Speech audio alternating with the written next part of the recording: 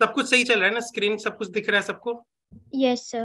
हाँ, तो ये चीजें क्या होती है कि हम लोगों ने उस चीजों में देख लिया था कि जो प्लैनेट होती है वो कैसे रिवॉल्व कर रही है अराउंड द सन, ये ऐसे एलिप्टिकल पाथ में। हम एलिप्स के बारे में जानते हैं, ठीक है। पहली बात, इस चीज को हम जानेंगे कि जब प्लैनेटरी मोशन हो रहा है तो ये प्लैनेट और ये सन रहा, सन क्या होगा, इस एलिप्स के किसी एक फोकस पे एग्जिस्ट कर सकता है, या तो ये फोकस 1 होता है जिसको फोकस, और ये दूसरा फोकस होता है, ठीक है। तो ये कहीं पे भी एग्जिस्ट कर सकता है और इसके ये चारों ओर रिवॉल्व करेगा। बताओ प्लैनेट के ऊपर कौन से फोर्स लग रहे हैं इसमें? अगर आप बोलोगे तो सन के ग्रेविटेशनल फील्ड में ये रिवॉल्व कर रहा है, तो ग्रेविटेशनल फील्ड में अगर ये प्लैनेट रिवॉल्व कर रहा है तो कौन सा फोर्स लग रहा है? सिर्फ एक फोर्स जो कि इंटरनल फोर्स होगा। अगर मैं इसको काउंट करूं, सन को और इस प्लैनेट को काउंट करूं और इससे एक सिस्टम बनाता हूं, एस और पी का ही एक सिस्टम, क्या जो फोर्सेस लग रहे हैं पी के ऊपर वो एस के कारण ही तो लग रहे हैं? और कोई दूसरा फोर्स लग रहा है क्या यहाँ पे? कोई दूसरा फोर्स है इस प्लैनेट पे जो लगा रहा है इस प्लैनेट पे? नहीं लगा रहा है कोई। तो इस केस में हम देखेंगे जैसे भी फोर्स है वो कैसे इंटरनल फोर्स है। और वर्क एनर्जी थ्योरम हमने पढ़ा था, वर्क एनर्जी थ्योरम क्या कहता है? वर्क काइनेटिक एनर्जी थ्योरम ये कहता है कि W net is equal to change in kinetic energy. Right बेटा? अब यहाँ पे तो कोई भी डब्ल्यू नेट में अगर मैं लिखूं तो इसको कैसे बांट सकता हूँ? डब्ल्यू नेट को मैं दो पार्ट में बांट सकता हूँ। इस प्लैनेट के ऊपर दो टाइप के फोर्स लगते हैं, हम उसको फोर्सेस को कैटेगराइज कैसे करते हैं? एक फोर्स जो इंटरनल फोर्स होगा, इंटरनल फोर्स मतलब ये सिस्टम के कारण ही जनरेट हो रहा होगा। अगर मान लेते कि सन के अलावा अगर हम किसी और प्लैनेट, मान लेते कि एक और प्लैनेट एग्जिस्ट करता है, जब इसको भी काउंट कर लेते, सपोज करो सब इसको भी काउंट, मान लेते कि ऐसा कुछ मोशन हो रहा है और ये भी एक सिस्टम का पार्ट होता है, तो इसके फोर्स क्या हो जाते हैं? इंटरनल फोर्स हो जाते हैं। लेकिन जबकि मैं इसको काउंट नहीं कर रहा हूं इस सिस्टम में, तो ये क्या हो जाएगा? इसके कारण जो फोर्स होंगे वो एक्सटर्नल फोर्स हो जाएंगे, क्योंकि ये कौन फोर्स लगा रहा है? ये लगा रहा है। क्या ये सिस्टम का पार्ट है? नहीं, तो ये एक्सटर्नल फोर्स हो जाएगा। ठीक है, तो अभी हम अज्यूम कर रहे हैं कि एक ही प्लैनेट है और एक सन, और ये प्लैनेट अपना इसके चारों रिवॉल्व कर रहा है सन के अराउंड, एलिप्टिकल पाथ। तो यहां पे हम देखते हैं W net that is equal to the internal forces and W because of the external forces, because this is absent, this is absent, यहाँ कोई इसके इसके अलावा और कोई फोर्स नहीं लगा रहा है, तो यहाँ पे क्या होगा? W, और ये हम जानते हैं W इंटरनल यानी W कंजर्वेटिव से इसको हम हमेशा रीड आउट कर रहे हैं, and that is always equal to minus change in potential energy. ठीक है, तो यहाँ पे हो जाएगा minus delta U, and then this is zero, and this is equal to delta k. It means delta k plus delta u is equal to 0. यानी इसको मैं लिखूं, डेल्टा कॉमन ले लेता हूं, k plus u, this is equal to 0. It means that delta E is equal to 0. यानी इसके total energy में कोई चेंज नहीं आएगा प्लैनेट के, इस प्लैनेट के टोटल एनर्जी में चेंज कभी भी नहीं आएगा। यानी इस प्लैनेट का एंगुलर मोमेंटम कंजर्व रहेगा हमेशा, पहली बात, क्योंकि हम जान चुके हैं कि टॉर्क इज इक्वल टू क्या होता है? That is R cross F, और ये एफ जो काम कर रहा है ये कैसा है? सेंट्रल फोर्स है, हमेशा सेंटर के अलोंग लगता है, और आर भी कैसा है? सेंटर के उसी लाइन पे लगेगा। तो उन दोनों का या तो फोर्सेस के जो वैल्यूज होंगे या तो 0 होंगे या तो 180 डिग्री होंगे। भैया दो स्ट्रेट, अगर मैं बोलूं कि दो वेक्टर है जो एक ही लाइन पे एग्जिस्ट करते हैं ऐसे, तो या तो ऐसे होंगे या तो ऐसे होंगे। इसमें एंगल कितना होगा? 0। इसमें एंगल क्या हो जाएगा? जब ये हो जाएंगे तो ये हो जाएंगे 180। तो 0 और 180 दोनों पे ही साइन का ग्राफ देखेंगे, हमेशा 0 रहता है।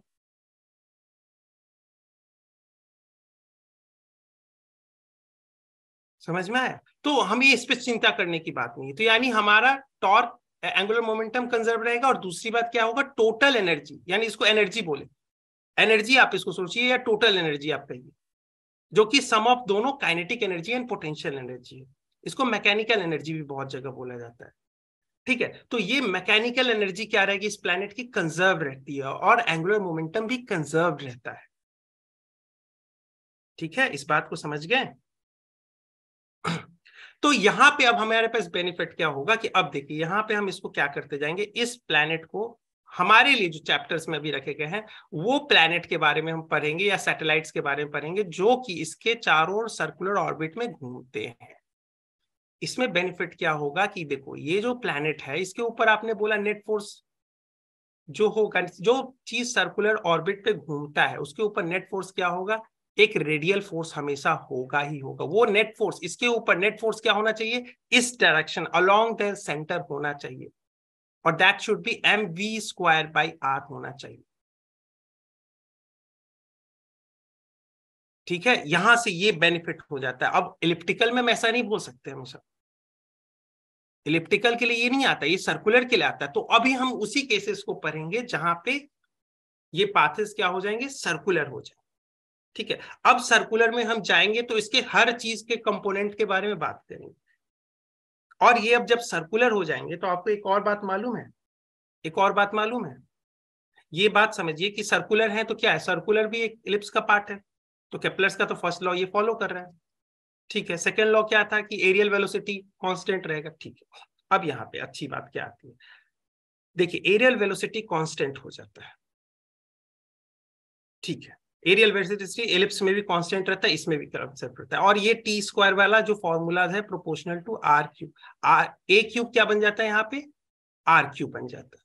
आर क्या है, this is the radius of the orbit, और ए क्या था, सेमी में आपके पास सेमी मेजर एक्सिस का लेंथ था, तो ये ए क्या रिप्लेस हो जाता है आर में।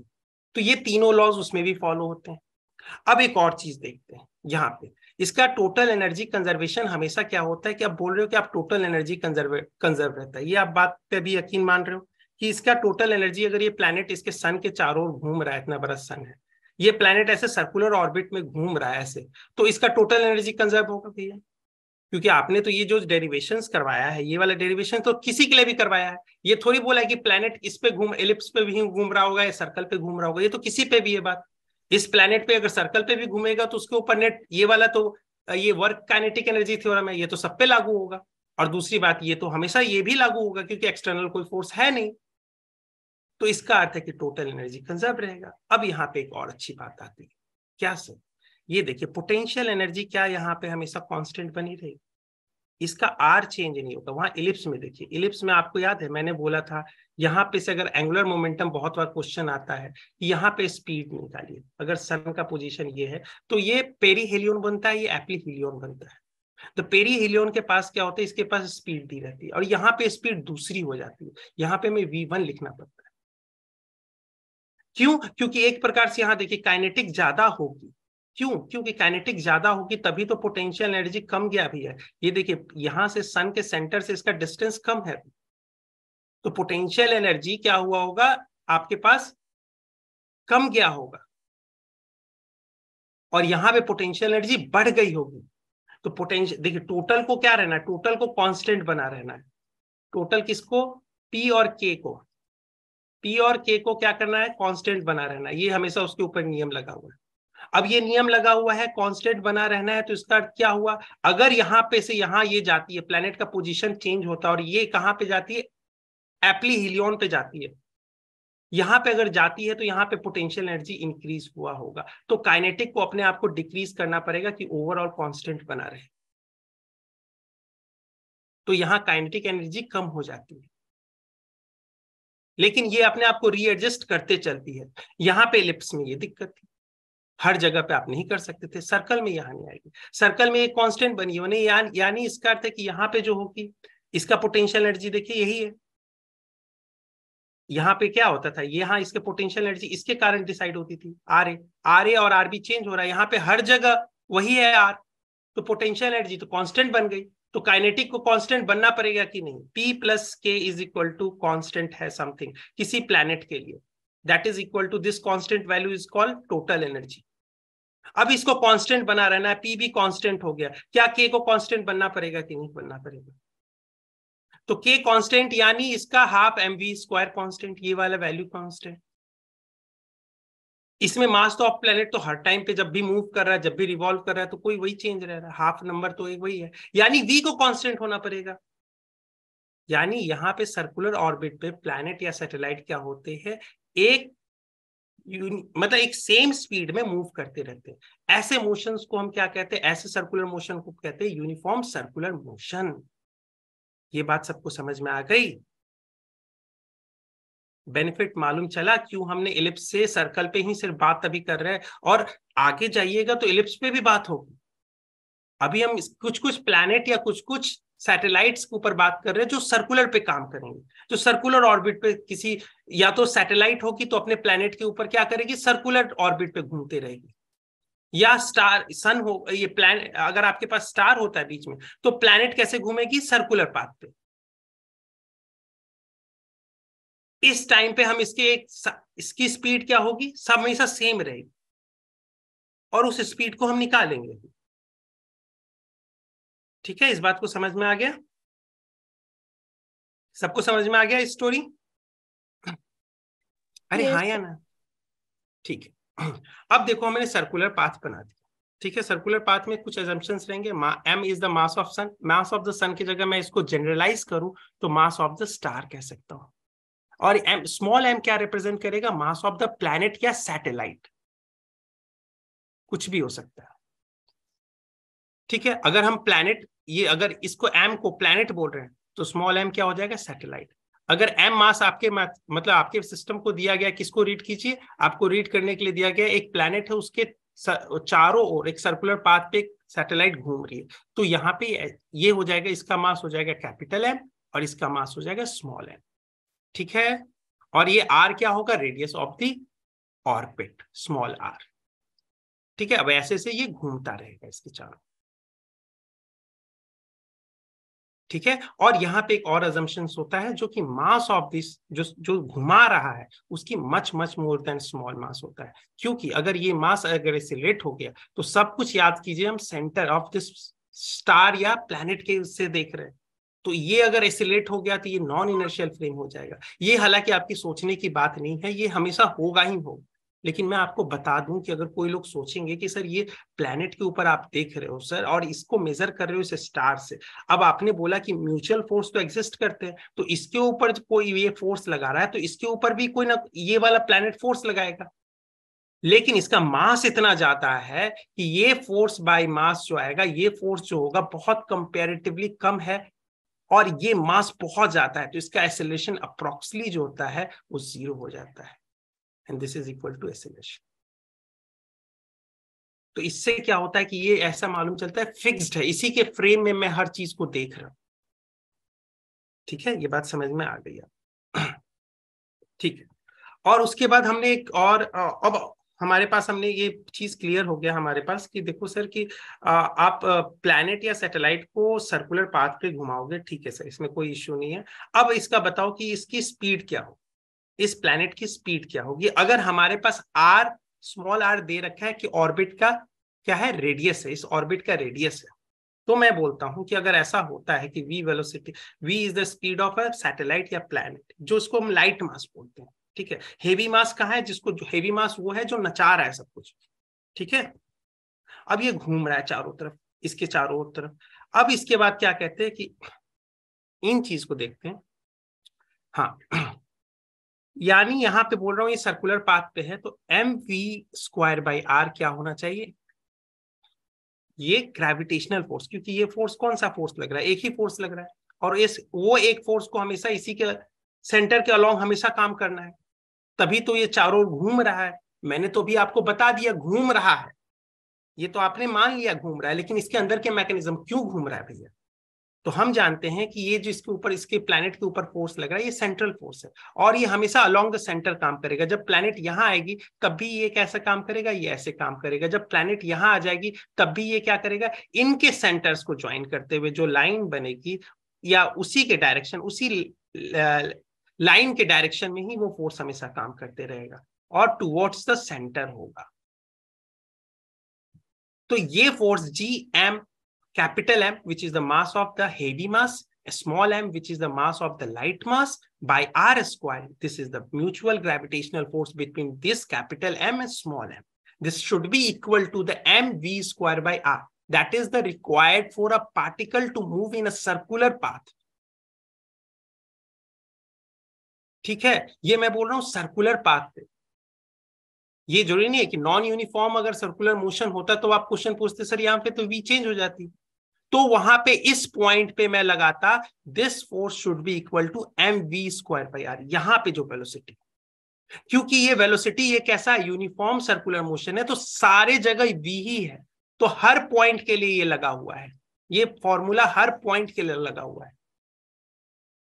इसको जब सिंप्लीफाई करते हैं तो हमारे पास आता है v0। दिस इज द क्या, this is the orbital speed of a planet या सैटेलाइट।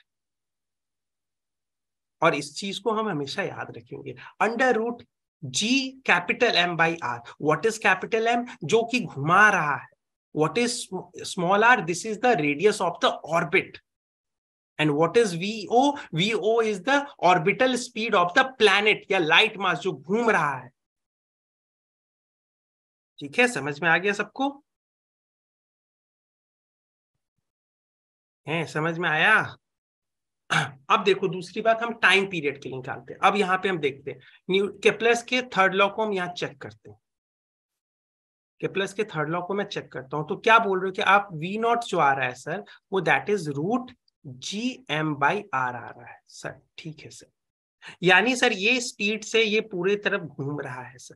टाइम पीरियड क्या होता है sir? Time period is the time taken by this planet to complete one revolution. So I understand, sir, this thing, the total length of this path is what? 2πr. And what is the time taken? Let's call it time period. 2πr by time period should be equal to the what? The orbital speed. That is √G∩M/r. Sir, if you will simplify it, I can guarantee you, sir, this is coming out to be, this is going to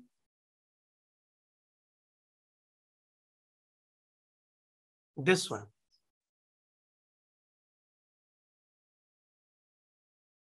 Do you doubt my ability कि ये ऐसा या नहीं होगा जो कि हमने पिछले बार में पढ़ रखा है? अगर है तो देखिए, इसको सिंप्लीफाई कीजिए। यहां क्या हो जाएगा, इसको दोनों साइड स्क्वायर करेंगे तो हो जाएगा Gm/r, यहां पे हो जाएगा 4π²r² t²। And when you will simplify it, it is going to be t². This r is going this side, then 4π²r³ by Gm. That we have achieved it already. Because this orbital falls outside the planet. So M effective, that is going to be the mass of this heavy mass. सब कुछ समझ में आ गया? दिक्कत कोई दिक्कत हो तो बता देना, ठीक है? और यही आएगा, हमने देख रखा है सर। अब बात करते हैं टोटल एनर्जी। सर कैसे इसका कैलकुलेट करेंगे?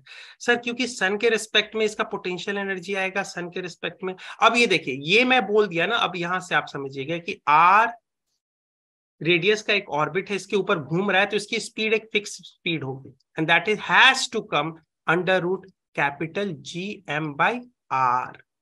It has to come this velocity, otherwise ये घूम ही नहीं पाएगा सर्कुलर पाथ पे इस पे।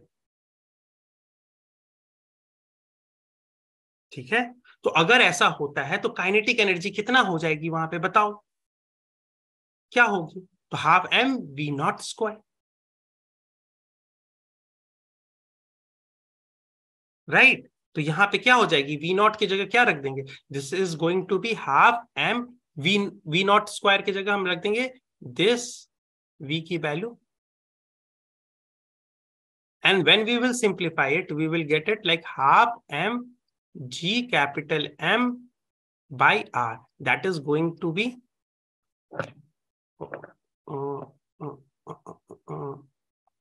हाफ, इसको सिंप्लीफाई करेंगे G∩M/r, right. And potential energy इसकी मैं पूछूं तो पोटेंशियल एनर्जी आप क्या कहोगे? तो पोटेंशियल एनर्जी ऑफ दी, देखिए दो पार्टिकल सिस्टम है, दो पार्टिकल में मैंने आपको बोला था the potential energy of the system is equal to the potential energy of this planet. ठीक है, and what is the potential of energy of this planet? Sir इसके फील्ड में रखा हुआ है, that is going to be Gm small m by r, लेकिन negative sign के साथ। That is the potential energy of this planet या light mass. Understood? अब ये देखिए, ये आपके पास काइनेटिक एनर्जी मालूम चल गई, आपके पास पोटेंशियल एनर्जी मालूम चल गई इस प्लैनेट की या लाइट मास की, जो भी कह लीजिए। अब आपके पास टोटल एनर्जी निकाल सकते हो कि नहीं? तो आप बोलोगे कि अगर टोटल एनर्जी निकालना है तो that is going to be the sum of these to.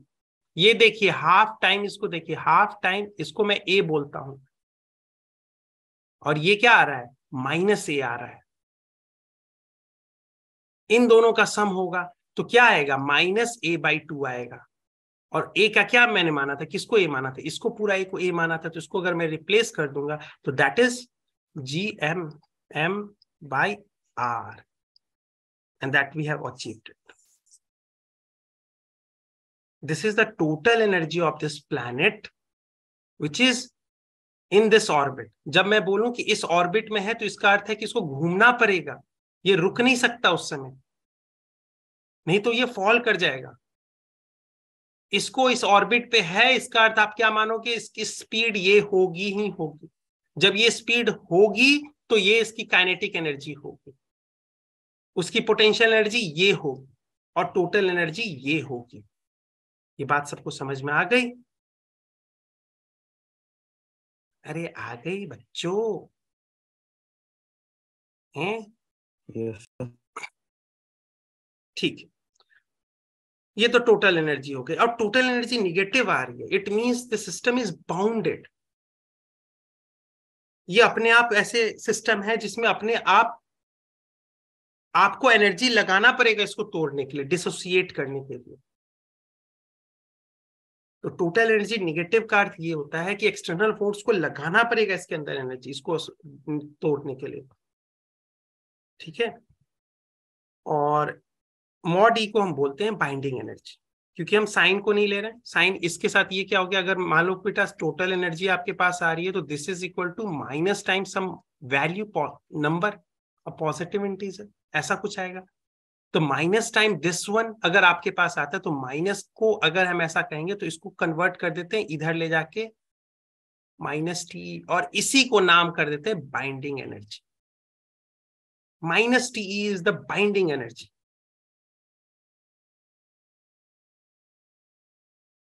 ठीक है, तो ये कह देते हैं।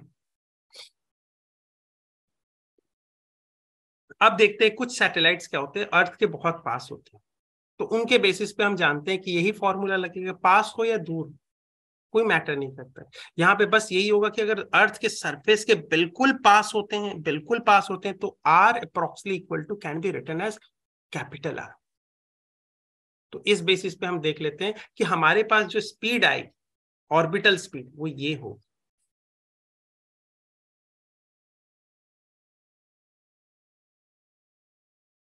ठीक है, ये बात समझ में आई? ये कैसे ये सैटेलाइट्स होंगे? अगर मैं अर्थ के एज अ सिस्टम मानता हूं कि अर्थ एज अ हेवी मास है और सैटेलाइट एज अ लाइट मास है, तो इस सिस्टम में लाइट मास कैसे घूम रहा होगा ऑर्बिट पे, और ये ऑर्बिट कैसा है? लगभग लगभग ये आर जो है लगभग लगभग आर के बराबर है। ये capital R, this is the radius of this planet.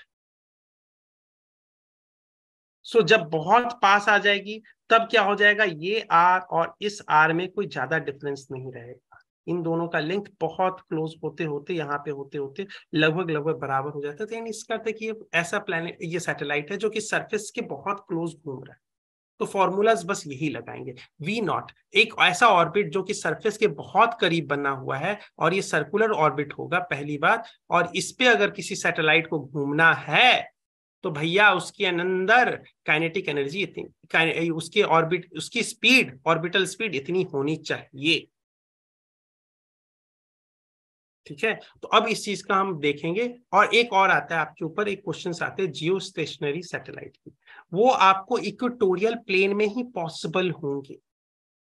इसका एक क्वेश्चन एक बार मेंस में पूछा गया था कि दिल्ली के ऊपर क्या हम जियो स्टेशनरी सैटेलाइट छोड़ सकते हैं? मैं बोलूंगा नहीं, दिल्ली इक्वेटर से बहुत ऊपर आता है। ठीक है, तो इसी के लिए ऐसे पॉइंट जो इक्वेटोरियल पॉइंट्स बनते हैं, इक्वेटर्स पे फॉल करते हैं, उसी के चारों ओर जियो स्टेशनरी पॉइंट पॉसिबल होंगे। तो कुछ जैसे आपने सुना होगा शायद से केप टाउन करके साउथ अफ्रीका का है, वो कुछ ऐसे सिटीज होते हैं जहां पे ये पॉसिबल हो, तो जियो सैटेलाइट्स उसके लिए छोड़े जा सकते हैं। ठीक है। और इनकी क्या होती है, एक खासियत ये होती है, और ये जान रहे सैटेलाइट है, इसके सारे फॉर्मूलाज वही वाले चलेंगे। इसकी स्पीड क्या होगी, तो आप बोलोगे कि अच्छा स्पीड बतानी है इसकी, यानी ऑर्बिटल स्पीड इस सैटेलाइट का बताना है, तो भैया हमें बताओ कि किसके अबाउट ये मूव कर रहा है, हेवी मास कौन सा है, divided by the radius of the orbit, और इसका अंडर रूट, ये वाला फॉर्मूला लगेगा इसके ऊपर भी। लेकिन इसमें खासियत क्या होगा, ये चीज हो जाएगी अब किसके साथ मैच कर जाएगी, आपके साथ, इसके साथ, अर्थ की स्पीड के साथ। क्योंकि आपको क्या करना है, जैसे जैसे अब यहां पे अगर मान लेते हैं कि ये ऐसे आ गई, तो आपको भी ऐसे यहां से यहां गई, तो आपको भी सैटेलाइट को उसके ऊपर ही रहना है, तो यहां से यहां जाना पड़ेगा। ये स्पिनिंग के कारण, ये सरफेस देखिए, ये चीज स्पिन हो रही है, ये पूरी पार्ट स्पिन हो रही है ऐसे, और इसको इसके चारों ओर हमेशा घूमते रहना है। तो इस केस में ओमेगा जो होता है, ओमेगा कैसे हम लोग निकालते हैं, that is 2 pi by time period. So 2 pi by of the time period of this planet should be equal to the 2 pi by the time period of this satellite.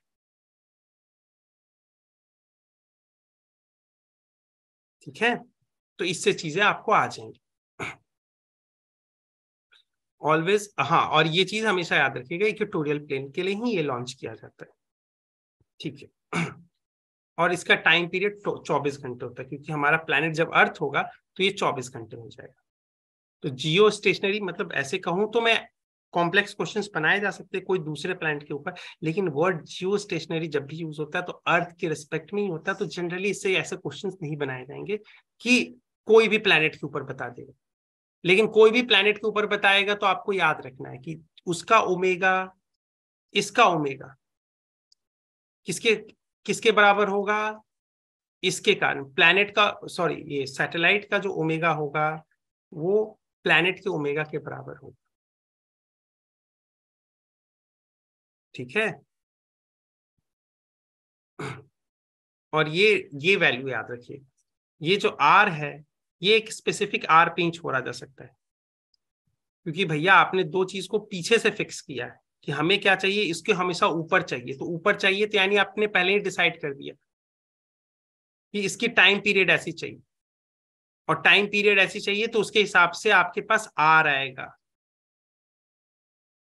तो इस एक पर्टिकुलर स्पीड से एक particular distance पे इसको घूमते रहना पड़ेगा, तभी ये जाके जियो स्टेशनरी सैटेलाइट बन पाएगा, वो भी इक्वेटोरियल प्लेन में। ठीक है, अगर चाहूं तो इक्वेटोरियल प्लेन में एक दूसरा ऑर्बिट ड्रॉ करता हूं तो ये नहीं कर पाएगा, ये नहीं कर पाएगा। इसके ऊपर सैटेलाइट अगर आपने लॉन्च कर दिया इस ऑर्बिट पे, तो ये जियो स्टेशनरी नहीं बन पाएगा। ठीक है, तो पर्टिकुलर आप आर इस यही चाहिए होगा कि यही आर पे मैं लॉन्च करूं जाके, और इस आर पे जाके लॉन्च करूं, और साथ में जो स्पीड आती है इसकी V0, वो ही होगी उसके ऊपर नचाने के लिए, V0 ही मुझे चाहिए होगा। अब ये V0 से आपने नचा दिया, अब ये पर्टिकुलर आर ऐसा फिक्स हो रखा है कि इसकी V0 के कारण आप देखोगे, इसके ये तो सर्कुलर मोशन है, V0 है, तो V0 आपके पास रहेगा। आप ये क्या करोगे, इसको क्या कहते हैं, अरे ये क्या बोल रहा था, हाँ ये देखो ऐसे, आपने टाइम पीरियड देखा, टाइम पीरियड क्या होता है, 2 पाई बाई, सॉरी ओमेगा क्या होता है, 2 पाई बाई टी। लैग कर रहा है फिर से क्या, एक सेकंड, लैग कर जा रहा है। 2 पाई बाई टी, आपने क्या बोला कि इसका टी फिक्स कर दिया है, टी फिक्स कर दिया, कैसे फिक्स किया कि मुझे वो टी चाहिए, मुझे वो टी चाहिए, यानी जो कि 24 घंटा होना चाहिए, तो यानी 2 पाई R/V0 आपको 24 घंटा ही चाहिए, 24 घंटा ही चाहिए। तो यहां देखिए V0 और R बंध गए हैं, आपको यही चाहिए, ये नहीं होगा तो फिर नहीं हो पाएगा। तो ये आर, एक स्पेसिफिक आर के लिए ही ये वैल्यू फॉलोड होता है, ठीक है। और वी नॉट तो भैया अगर ऑर्बिटल में आप घुमा रहे हैं तो इसको तो हमेशा यही होना पड़ेगा कि root G M by R. अब देखिए एक पर्टिकुलर आर ही आ रहा है, एक पर्टिकुलर वैल्यू ऑफ आर आ रहा है जिसपे ये 24 घंटा आएगा। तो उस स्पेसिफिक आर पे आपको इक्वेटोरियल प्लेन में जाके आपको लॉन्च करना पड़ेगा इस सैटेलाइट को, तब ये जाके जियो स्टेशनरी बन पाएगा। ये बात समझ में आ गया? आप चाहोगे तो उसको जियो स्टेशनरी बनाने के लिए इस पॉइंट पे एच आर पे आर डैश पे ले आके लॉन्च कर दोगे, नहीं होगा वो, ठीक है। तो ये बात हम समझ में आ गए। ये कुछ क्वेश्चंस होंगे जो आप इसका फोटो ले लीजिए, और ये Kepler's law of planetary motions के ऊपर है। ये तो बहुत सिंपल सिंपल क्वेश्चंस भी है, आपको जैसे ही मालूम है कि if the angular momentum of a planet of mass M moving around the sun in a circular orbit is L about, हाँ about the centre of the, ये देखिए ये बात लाती है ना, ये इनर्शियल फ्रेम के ऊपर आती है, सेंटर से ही हम सब कुछ कर रहे हैं, सेंटर ऑफ द सन या सेंटर ऑफ द हेवी मास से ही हम सब कुछ कर रहे हैं, इसी के लिए हमें इसको बनाना पड़ता है। लेकिन ये चीज आपको समझ में आनी चाहिए कि ये लिखा क्यों ऐसा रहता है। ठीक है, तो अबाउट इसका अर्थ ये बोल रहा है कि मास ऑफ द सन बहुत ज्यादा है, ये ऐसे बोलने की कोशिश कर रहे हैं, ठीक है। तो about the centre of the sun its areal velocity, ये क्वेश्चन ऐसे सिंपल सी है कि मास ऑफ द प्लेनेट आपको मालूम है L/2m, आपको मैंने बता रखा है। एंगुलर मोमेंटम क्या है इसका? L है, किसका? प्लेनेट का। और m क्या है? स्मॉल m, किसका? प्लैनेट का, जो रिवॉल्व कर रहा है इसके ऊपर। ये बस यहाँ पे आपने क्या बोला था, ये तो स्पेशल केस हो गया सर्कुलर ऑर्बिट में, ये सर्कुलर में भी ना करता, इलिप्टिकल में भी करता, तब भी ये फॉलो होता, ठीक है। तो सर्कुलर तो हम इसलिए किए कि मैं सिंपल कैलकुलेशन अभी बैठ जाए, हालांकि इलिप्स पे भी हो सकते हैं, ठीक है, वो हमें नहीं पढ़ना, ये समझ के चलिए। ये वाला क्वेश्चन आप कर लीजिएगा, ये वाला सिंपल है, कोई ऐसा नहीं है कि इस पे बस एरियल वेलोसिटी का आपके ऊपर कॉन्सेप्ट दिया गया, ठीक। यहां से अब देखिए आप, अब दूसरी बात क्वेश्चंस देखते हैं। अ स्काई लैब, क्वेश्चंस मैं पहले पढ़ता हूँ, आराम से पढ़ेंगे पहले इसको और फिर उसके क्वेश्चंस को करने की कोशिश करें। क्वेश्चन क्या कहना चाहता है कि एक स्काई लैब है of mass small m is first launched from the surface of the earth in a circular orbit of a radius capital 2r, and then it is shifted from this circular orbit to another circular orbit of radius 3r. Calculate the minimum energy required for this. ठीक है, आपको क्या बोल रहा है कि पहली बात कि स्मॉल m जो है ये एक सैटेलाइट है, ये वाला सैटेलाइट देखिए, ये स्मॉल m क्या है? ये सैटेलाइट, ये क्या कर रहा है? यहाँ पे है सैटेलाइट है, ऑर्बिट पे है, तो इसका अर्थ इसके अंदर स्पीड होगी वही V0 भैया, जो इस 2r के ऊपर डिपेंड करेगी, क्योंकि हमें मालूम है V0 इज इक्वल टू क्या होता है, √2, सॉरी ये तो स्केप में आ जाएगा, कैपिटल M हेवी मास का है। तो यहाँ अर्थ के केस में हम देख लेते हैं, अर्थ के केस में दिया है स्काईलैब लॉन्च फ्रॉम अर्थ, हाँ ठीक है, from the surface of earth, यानी हमारे पास प्लैनेट जो है वो अर्थ है इन अ सर्कुलर ऑर्बिट 2r के, ठीक है। और ये पूछ रहा है कि shifted to the this one, calculate the minimum energy required, ठीक है। तो यानी इसके ऊपर V0 से अपना वो घूम रहा होगा, ठीक है, यहाँ पे हम मान सकते हैं। V इसको R ही नहीं लिख रहा हूँ, ठीक है ना, ये R क्या है? R ही क्यों नहीं लिख रहा हूँ? क्योंकि ये रेडियस ऑफ द अर्थ नहीं है, ये रेडियस ऑफ द ऑर्बिट है, ठीक है, that is equal to 2r, ठीक है। तो यहाँ पे आ जाएगा स्मॉल r की जगह 2r। अब ये कैपिटल R ये रेडियस ऑफ द अर्थ के टेंस में दे रखा है, ठीक है। तो इस स्पीड से नाच रहा होगा, ठीक है, अच्छी बात है। फिर इसके अंदर पोटेंशियल एनर्जी भी कुछ होगी, दैट इज इक्वल टू, आपको मालूम है, और इससे काइनेटिक एनर्जी आ जाएगी, काइनेटिक एनर्जी हमने निकाल ली थी, इसको हम तो बार बार सॉल्व नहीं करेंगे कि काइनेटिक एनर्जी क्या होता है, बताओ क्या होता था, ये आता था कि नहीं?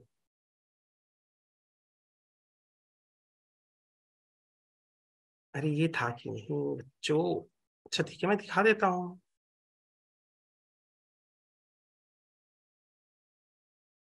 दिखा देता हूँ भैया। हाँ ये आई थी ना, तो यहां से हम देखेंगे, यहां से हम देखेंगे, यहाँ पे इसके पास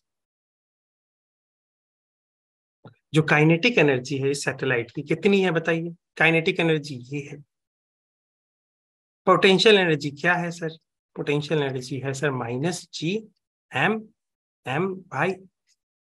-Gm_m/r। टोटल एनर्जी क्या हो जाती है सर? -Gm_m/2r।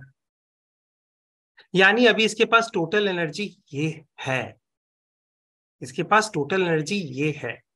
अब देखिए एक चीज मैं आपको कॉन्सेप्ट यहाँ बता रहा हूँ जो कि जेई के पर्सपेक्टिव से हम देखेंगे। ठीक है, ये जेई के पर्सपेक्टिव से आप इसको यहाँ पे ऑब्जेक्ट जो रखा हुआ है ना, इसको आप मानेंगे कि देखिए अर्थ बहुत ही कम ओमेगा से नाचता है, तो इसको मानेंगे कि कोई भी स्पीड से नहीं चल रहा है, कोई भी स्पीड से। या बच्चों इसमें आपको कॉन्सेप्ट दे दूं तो ये वाला थोड़ा सा हेवी हो जाएगा, क्योंकि इसमें ठीक है, इसको सिंपल मेथड से करते हैं, सिंपल मेथड से करते हैं। ठीक है, अब ये देखिए यहाँ से आपको क्या बोला गया है कि स्काई लैब को, पहले मैं सिंपल मेथड से कर देता हूँ, फिर बाद में आपको जैसे होता है ना ट्रिक्स आपको दिखाने लगूंगा। ठीक है, अभी सिंपल मेथड से कहते हैं। तो यहाँ पे देखिए, यहाँ टोटल एनर्जी इस पार्टिकल की कितनी आ गई है? -Gm_m/2r ये आ गई है, इसमें कोई दिक्कत नहीं है। यहाँ पे जो ये चीज थी जब लॉन्च होने वाली थी, sky lab of small lab is launch from the surface of the earth, तो यहां से जब रखा हुआ था तो यहाँ पे कितनी एनर्जी थी? तो काइनेटिक तो कुछ थी नहीं, पोटेंशियल थी, that is equal to -Gm_m/r।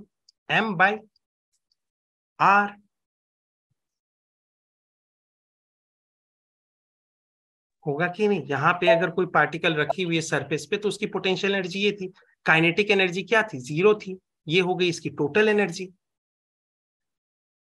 ठीक है, तो यहां से यहां तक इसके पास टोटल एनर्जी में जितना चेंज आया होगा that is the required energy.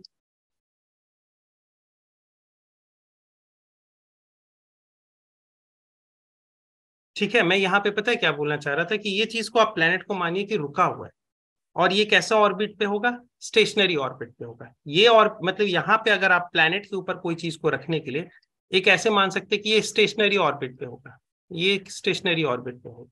ये ऑर्बिट पे आपको रखने के लिए कोई वेलोसिटी नहीं चाहिए, लेकिन इस ऑर्बिट पे आपको रखने के लिए एक वेलोसिटी चाहिए, उस वेलोसिटी वाला ही पार्टिकल इसके चारों ओर घूम सकेगा, यहाँ पे कोई जरूरत नहीं है। ये भी एक कॉन्सेप्ट होता है, इसमें और हाई बन सकते हैं, लेकिन उसको लिए मैं नहीं चाहूंगा कि प्लैनेट को भी घुमा के और उसके बाद उसमें से निकाला जाता है चीजें, वो बहुत आईआईटी एडवांस के लेवल होते हैं, लेकिन उसके लिए ऊपर भी मैं नहीं जाऊंगा। तो यहाँ पे आप ये बात समझिए कि इस जो आपने लॉन्च किया सैटेलाइट है या स्काई लैब, ये सैटेलाइट की तरह मिशन कीजिए। ये क्या कर रहा है, यहाँ से लेके इसको मुझे यहाँ तक रखना है। यहाँ इसके पास एनर्जी क्या होनी चाहिए? ये यहाँ पे इसके पास एनर्जी ये, डिफरेंस जो आएगा वो डेल्टा ई आएगा। कीजिए कितना आएगा डेल्टा ई? तो आपके पास कहोगे कि सर आपके पास डेल्टा ई यानी ई एफ माइनस ई आई। ई एफ कितना है सर आपके पास? तुम बोला कि सर -Gm_m/2r। यहाँ पे सर रखा हुआ था, जहां से लॉन्च किया गया था वहां पे उसकी एनर्जी क्या थी सर? तो माइनस टाइम्स ई आई आपके पास है -Gm_m/r।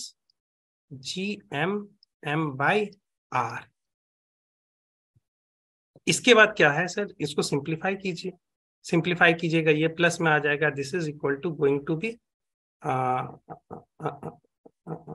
हाँ, this is going to be -Gm_m और यहाँ पे प्लस आ जाएगा तो हो जाएगा Gm_m/2r। इसको सिंप्लीफाई कीजिएगा तो यही आ जाएगा। ठीक है, इसको देखिए -a ले लीजिए, और इसको अगर आप -a नहीं, मतलब आप सिंप्लीफाई कर लीजिएगा इस चीजों को, आप जैसे भी करना चाहते हैं। ये थोड़ा सा मैथ यहाँ पे फिजिक्स में यहाँ पे बहुत इसका आप बड़ा स्कोप देखोगे, अभी और चीज देखोगे कि मैनिपुलेशंस कैलकुलेशंस में बहुत होते हैं, क्योंकि इतने बड़े बड़े टर्म्स आ रहे हैं, कैसे आप इसको सिंप्लीफाई कीजिएगा? कोई बोलेगा Gm_m/r को कॉमन ले लेते हैं, उसके बाद सिंप्लीफाई करते हैं, जैसे कीजिएगा। ठीक है, आपको यही आंसर आएगा। ठीक है, उसके बाद ये आपके पास डेल्टा ई आ गया। ठीक है, तो ये एनर्जी रिक्वायर्ड होती है इसको वहां तक ड्रॉप करने के लिए। ठीक है, तो ये सारी चीजें आपको, ये क्वेश्चंस लगाइएगा। फिर यहाँ पे अगर आपके पास पहुंच जाएगा, यहाँ पे अगर आपके पास पहुंच जाएगा कि यहाँ से आपको यहाँ तक अगर लॉन्च करना है, तो फिर कैसे करना है, तो वही वाली बात कीजिएगा, टोटल एनर्जी यहाँ पे और टोटल एनर्जी यहाँ पे कीजिएगा। ठीक है, ये सारे क्वेश्चंस कर लीजिएगा, मैं आपको ये पीडीएफ तो दे दूंगा अभी पीडीएफ के फॉर्म में, और ये आंसर आ जाएगा। ठीक है, मैं आपको आगे थोड़ा जल्दी जल्दी करना है, इसी के लिए मैं करवाते जा रहा हूँ। दूसरी बात, अब हमारे पास आएगी स्केप वेलोसिटी। ठीक है, स्केप वेलोसिटी, स्केप वेलोसिटी होता क्या है? तो हमें एक बात मालूम है कि यहां से अगर हमने प्लैनेट से, अगर हमने क्या किया, इस प्लैनेट से कोई भी ये पार्टिकल, टेस्ट मास कह लीजिए, इसको फेंक दिया, और फेंका ऐसा कि कभी आप जब ऐसे पहले फेंकोगे तो फिर रिबाउंस होके वापस आएगा, फिर फेंकोगे ऊपर और जाके रिबाउंस होके आएगा। आप स्पीड बढ़ा रहे हो, नीचे में इसकी यू अलग अलग देते जा रहे हो, इसको बढ़ा रहे हो, तो इससे क्या हो रहा है, ये और ऊपर जाके या नीचे आएगा, फिर इसके बाद और ऊपर नीचे आएगा, फिर एक टाइम ऐसा आएगा कि ये कभी वापस नहीं आएगा। And that is the velocity is known as, या स्पीड मैं बोलूं तो उसको बोलते हैं स्केप वेलोसिटी।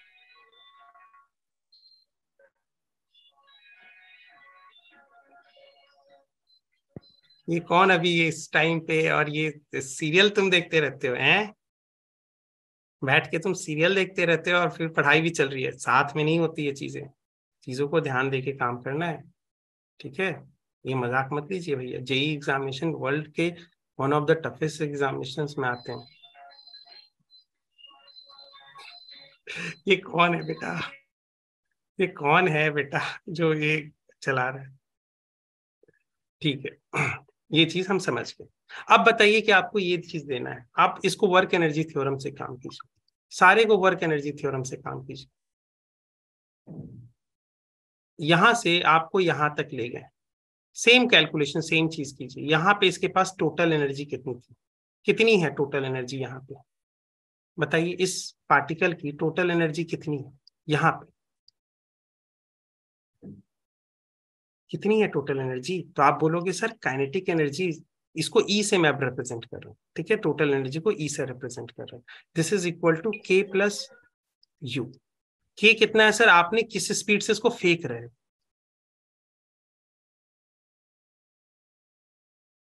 और यू क्या है सर, यहाँ पे है minus G M M by R, क्योंकि यहाँ पे प्लैनेट यहाँ पे सरफेस पे भी है, ये टेस्ट मास क्या है, सरफेस पे है, इस सरफेस पे होगा तो यहाँ पे इस पोजीशन के कारण इसके अंदर एक एनर्जी आती है जिसको पोटेंशियल एनर्जी कहते हैं, and that is equal to minus G M M by R. इन दोनों के बराबर ई है। अब यहाँ पे ले जाके बोलते हो कि जस्ट मुझे वैसा वेलोसिटी देना है कि ये जस्ट पास कर जाए, क्रॉस कर जाए, चला जाए।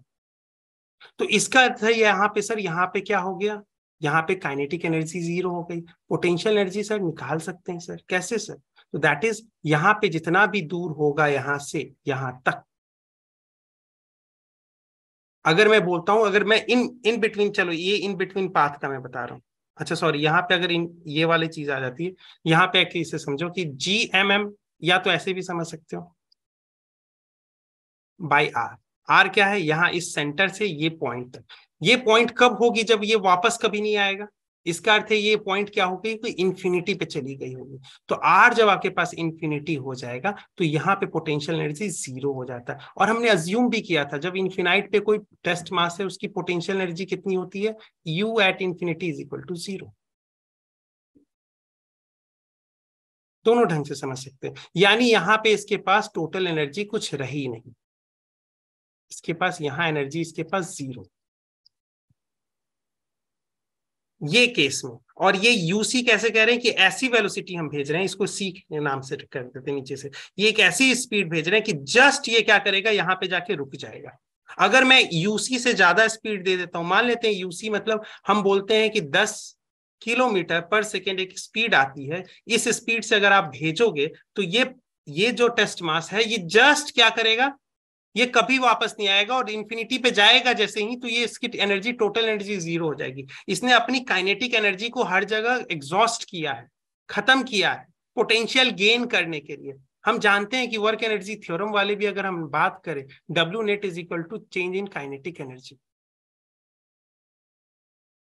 तो यहां से यहां पे कोई एक्सटर्नल फोर्स तो लग नहीं रहा है इस टेस्ट मास पे, ये सिर्फ क्या कर रहा है, अर्थ ही इसको काम कर रहा है, तो यहां पे सिर्फ अर्थ ही है, ये तो जीरो एक्सटर्नल के कारण, तो this is going to change in kinetic energy. तो this is what, minus time delta U, और यहां से आ जाएगा वही वाली बात है, delta K plus delta U is equal to 0। यानी यहां पे नेट एनर्जी, नेट आपके पास 0 रहेगी।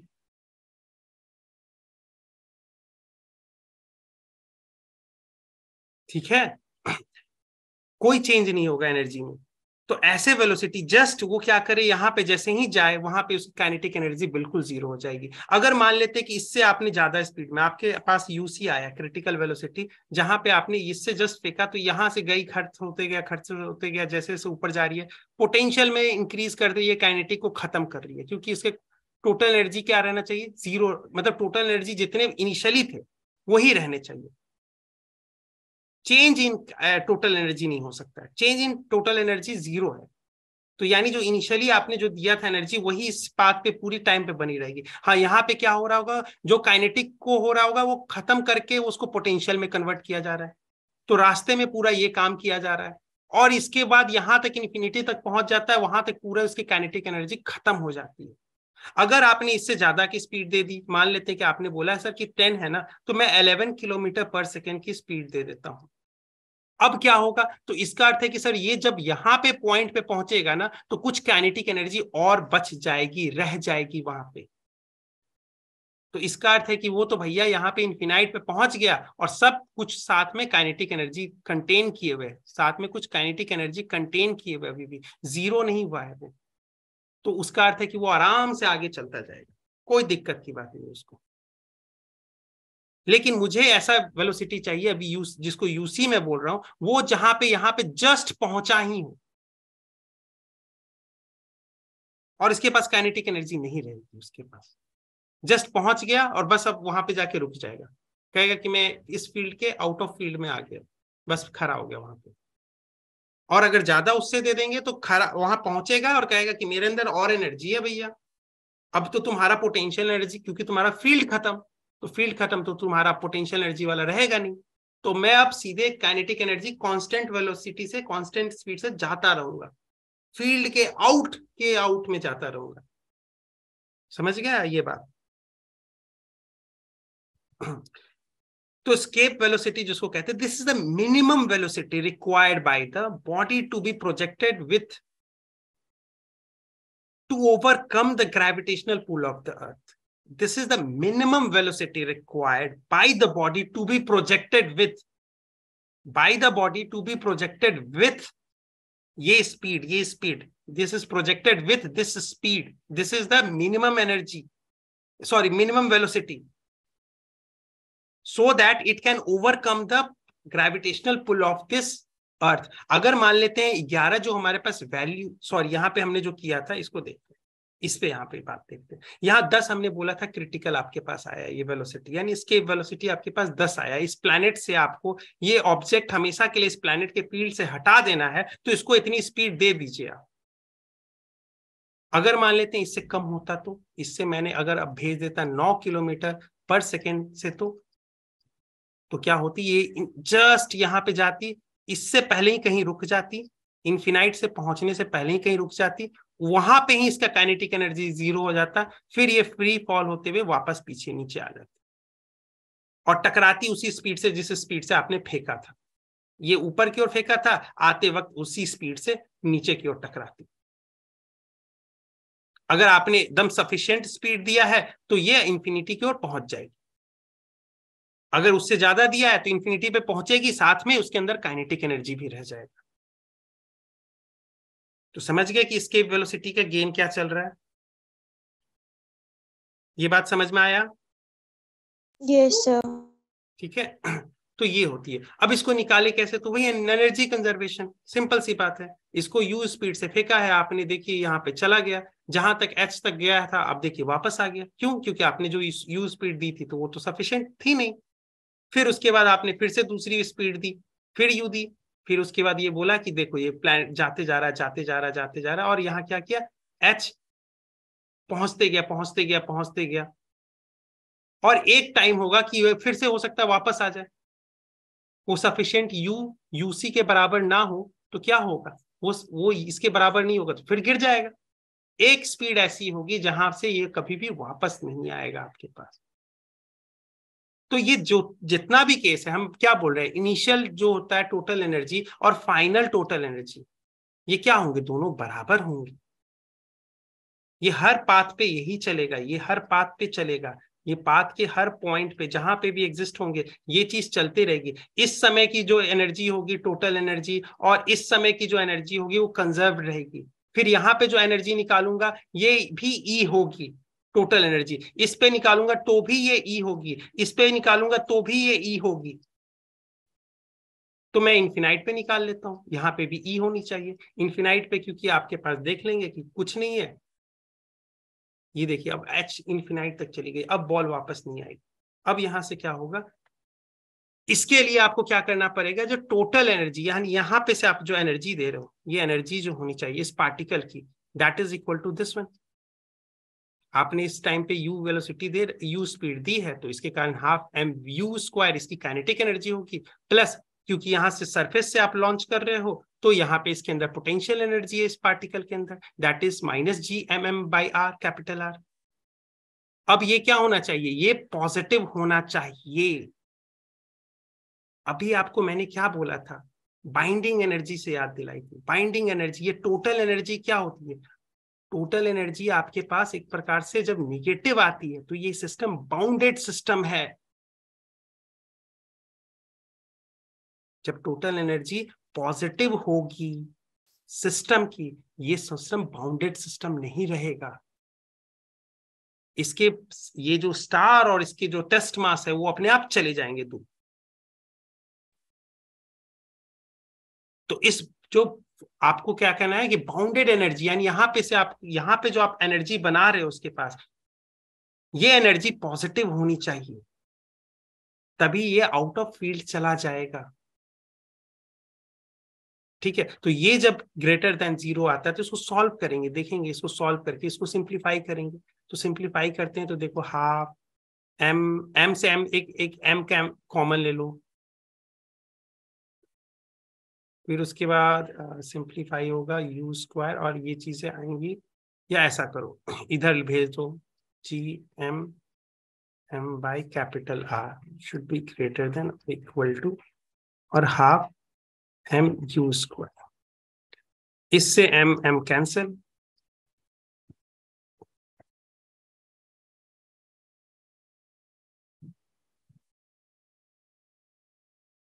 यानी जो v u स्क्वायर होनी चाहिए, यानी जो आपकी स्पीड होनी चाहिए, शुड बी ग्रेटर देन और equal to, should be greater than किस केस में, जब आपके पास यहाँ पे जो इस पार्टिकल की जो टोटल एनर्जी है, इस पार्टिकल की जो टोटल एनर्जी है वो पॉजिटिव है।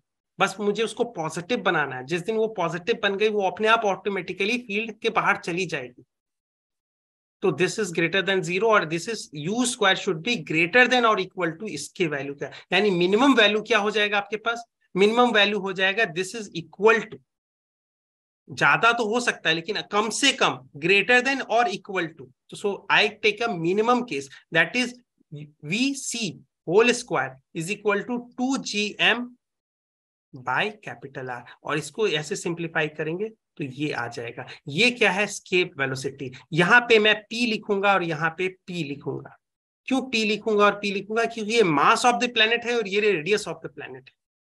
तो स्केप वेलोसिटी या इसके कहूं स्केप स्पीड कहूं मैं सही ढंग से, मैं तो स्केप की स्पीड जो आपके पास होगी ये यही होगी √2gmp/rp।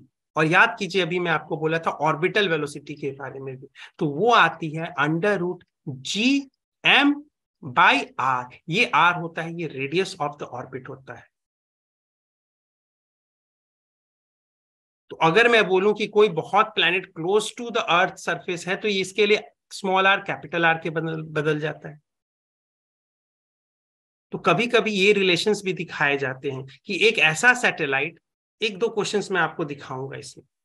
ठीक है, तो आपको एस्केप वेलोसिटी की आइडिया चली गई कि क्या है ये समझ में आ गया।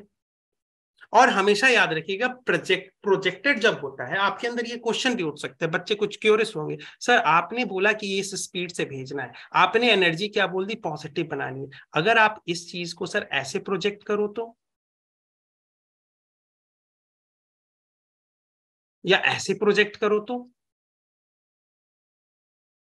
बहुत बच्चों का क्वेश्चन होता है कि भैया आपने यही स्पीड दी, मैं ये नहीं बोल रहा हूं कि यहां से प्लैनेट से यही स्पीड दी, आपने यूसी स्पीड दी, लेकिन आप यूसी सीधे रेडियली आउटवर्ड ना देके क्या किया, कुछ कुछ यहां से क्या कर दिया, इससे कुछ वैल्यू डेविएट कर दिया, कुछ इस लाइन पे दे दिया आपने।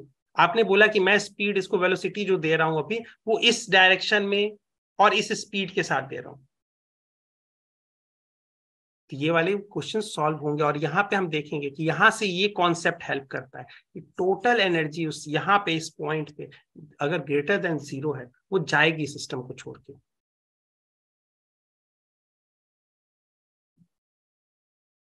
ठीक है, तो ये चीजें हमें हेल्प करती है। ठीक है, और ये केस देखेंगे, अभी देखेंगे। ठीक है, अब ये चीज आ गई, और क्रिटिकल जो आपके पास स्पीड होगी जब ये इन्फिनाइट की ओर, देखिए चला गया, ये चला गया। अब इस स्पीड से आपने भेजा, ये देखिए यहां से स्टार्ट किया, इसको प्लैनेट को हम क्लोज ला रहे हैं, यानी उसके बीच में देखिए डिस्टेंस ऐसे ऐसे इसलिए ला रहे हैं क्योंकि डिस्टेंस अब बढ़ते जा रहा हूं उनके बीच में। देखिए अरे सॉरी सॉरी, ठीक है, अब देखिए ये धीरे धीरे गई, ऊपर गई, ऊपर गई, अपना चलते गई चलती गई चलती गई, फील्ड के बाहर चली गई अर्थ के, और ये मिनिमम स्पीड ये होगी। इसके ऊपर आप दे सकते हैं स्पीड, कोई दिक्कत नहीं, एस्केप वेलोसिटी के ऊपर आप दे दीजिए, वो ऊपर चली जाएगी, इनफिनाइट पे पहुंचेगी, उस समय उस टाइम पे उसके पास कुछ काइनेटिक एनर्जी भी रहेगी। बस यही बात ध्यान रखिएगा। और इसको क्रिटिकल वेलोसिटी भी कहते हैं। यूसी इसको जनरली लिखिए, क्योंकि ये इट्स काइंड ऑफ, जहां से आप पॉइंट से प्रोजेक्ट कर रहे हैं तो वहां से हम यू का कॉन्सेप्ट हमेशा जोड़ते रहते हैं, तो इसको वीसी की जगह यूसी भी आप कह सकते हैं। और यही होता है आपका स्केप वेलोसिटी। कहीं कहीं यूसी बोलता है, कहीं यूई बोलता है, वीसी बोलता है, जो भी बोलता है आप देख लेना। ठीक है, लेकिन ये एस्केप वेलोसिटी का कॉन्सेप्ट ये रहेगा, और ये फॉर्मूला हमेशा याद रखना। ठीक है, अब देखो magnitude of the UC, magnitude of the escape velocity of the अर्थ। आप देखिए, अब आप क्वेश्चंस करते हैं, एक छोटा सा क्वेश्चन यहाँ पे एस्केप वेलोसिटी अब अर्थ के ऊपर निकालते हैं। तो हमें मालूम है सर कि प्लैनेट है हमारा अर्थ, बहुत सुंदर सा प्लैनेट है, जिसपे हम लोग बहुत गंदे बच्चे लोग रहते हैं, जिन्होंने इसके ऊपर पूरी गंदगी मचा रखी है, अर्थ के ऊपर। तो यहाँ पे हम लोग क्या करते हैं, यहाँ पे इस पार्टिकल को लेते हैं और इसको हम एक स्पीड दे देते हैं, यूसी स्पीड, और कहते हैं कि ये हमेशा रेडियली, अभी के लिए ऐसे सोचेंगे कि ये रेडियली है, मैंने ऐसे इसको वेलोसिटी दे दी, रेडियली एक वेलोसिटी दे दी, और उसकी मैग्नीट्यूड क्या है, यूसी, और ये क्या है, उसके बाद ये चला जाएगा, ये छोड़ के चला जाएगा। तो हम जानते हैं सर कि यूसी हमें निकालना है। ठीक है सर, यूसी आपको निकालना है। यहाँ पे इसके पास पोटेंशियल एनर्जी क्या है सर, तो यहाँ पे आपको यूसी निकालना है सर। आपको मैं डायरेक्ट फॉर्मूला भी लगा सकता हूँ, ये चाहूं तो ये फॉर्मूला भी लगा सकता हूँ, दोनों में आपको दिखा रहा हूँ। ठीक है, ये फॉर्मूला लगा सकता हूँ कि नहीं, नहीं लगा सकता हूँ, यहाँ टू कहाँ है यार, सारा कुछ याद रखिएगा, ये सब चीजें छोटी छोटी मिस्टेक्स हो जाएंगी। 2 GME/RE। अब ये देखिए, आपके अनुसार मैं ऐसे फॉर्मूलाज लगाता हूँ कि मुझे नहीं मालूम है, ये यहाँ पे यूसी से मैंने दे दिया, यूसी उसकी स्केप वेलोसिटी है, यानी सर यहाँ पे अगर मैंने दे दिया तो इसके पास है हाफ एम यूसी स्क्वायर, इसकी ये हो गई काइनेटिक एनर्जी, इस टाइम पे है -GM/M बाय कैपिटल आर, इसकी अभी इस टाइम पे इनिशियल पॉइंट पे इसकी ये पोटेंशियल एनर्जी, इसको जाता है सर इन्फिनाइट पे, और यहाँ पे जो उसकी वेलोसिटी हो जाती है 0 हो जाती है, और यहाँ पे पोटेंशियल भी 0 होगा, यू एट इंफिनिटी 0।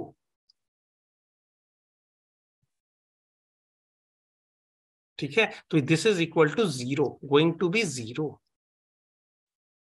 अब यहां से आप क्या करिएगा, जस्ट यहाँ पे पहुंचिए, और इसके पास को ना काइनेटिक एनर्जी है और पूरा पोटेंशियल, इसने काइनेटिक एनर्जी को यूटिलाइज कर दिया है पोटेंशियल में खपत करने के लिए। देखिए एक बात समझ में आएगा, यहाँ -GM/M/R है, यहाँ पोटेंशियल एनर्जी कम है, यहाँ सबसे ज्यादा है। यहाँ जितने भी अंदर में प्लैनेट के अंदर फील्ड के अंदर रहते हैं, उसके अंदर पोटेंशियल निगेटिव में आते हैं, और -2 इज लेस देन 0।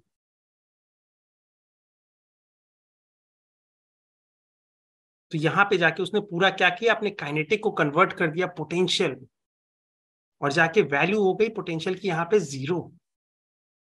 ठीक है, तो this is should be equal to this one, और यहां से हम देखेंगे तो आएगा GM/R इंटू हाफ, यानी यहाँ 2 आ जाएगा BC यूसी। Whole square. ठीक है, ये चीज समझ में आ गया। हाँ। अब देखिए यहाँ पे दूसरी बात, आप यहाँ पे कैलकुलेट कीजिए कि यहाँ पे आपको यूसी आ गया है, तो यूसी के लिए आप यहाँ पे एक और काम कीजिएगा। यहाँ पे मैं क्या इसको आर से मल्टीप्लाई कर दूं और आर से डिवाइड कर दूं, तो ये क्या बन जाता है हमारे में, G M M by R square, that is going to be G naught of the earth. G naught से हम किसको रिप्रेजेंट करते हैं, the acceleration due to gravity at the surface of the planet. याद रखिएगा हमने ऐसे किया था, the acceleration due to gravity at the surface of any planet. अगर ये प्लैनेट है कैपिटल एम का, इसको एमपी बोल देते हैं, स्मॉल पी प्लैनेट का मास, और इस स्मॉल एम इस जिस पार्टिकल के ऊपर काम कर रहे देख रहे इसको थ्रो कर रहे हैं उसका मास।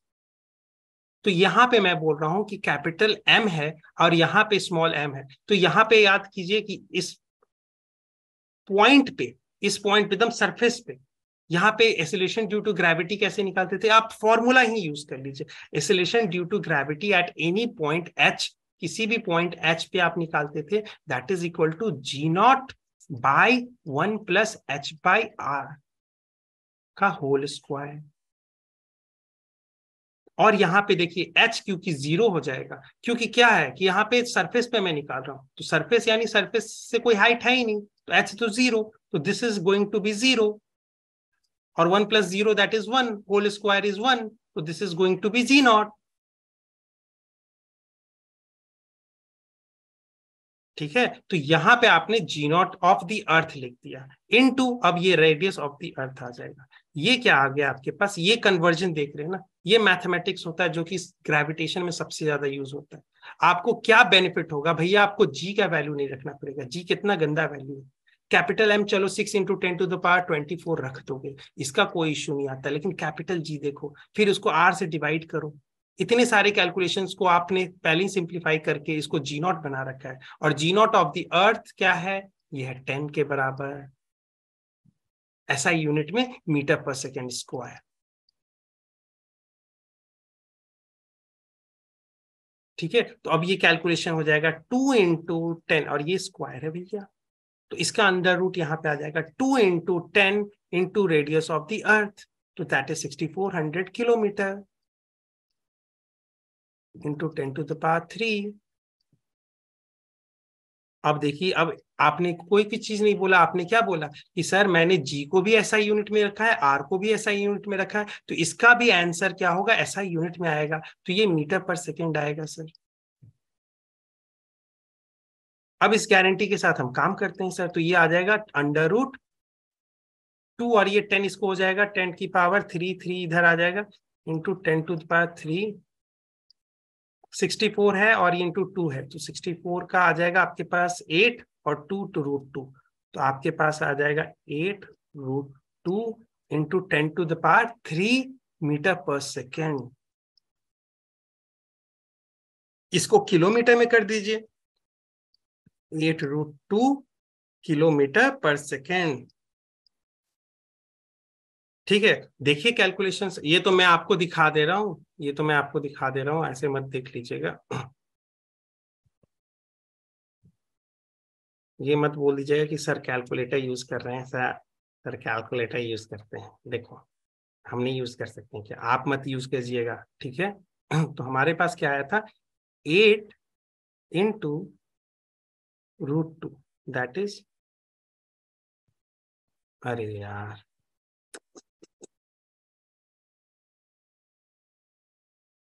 रूट 2 पहले लिखते हैं, रूट 2, अरे रूट ये क्यों मिले रहा, अच्छा अच्छा समझ गया, इसका ये वाला मेथड है, ये पहले 2 लिए, इसका अब रूट लगा देंगे, एंड दिस इज इनटू 8, तो 8 इज इक्वल टू, देखिए ये आंसर आता है 11.313, तो यही आंसर आ रहा है हमारे पास 11.2 किलोमीटर पर सेकेंड। समझ में आ गया सबको,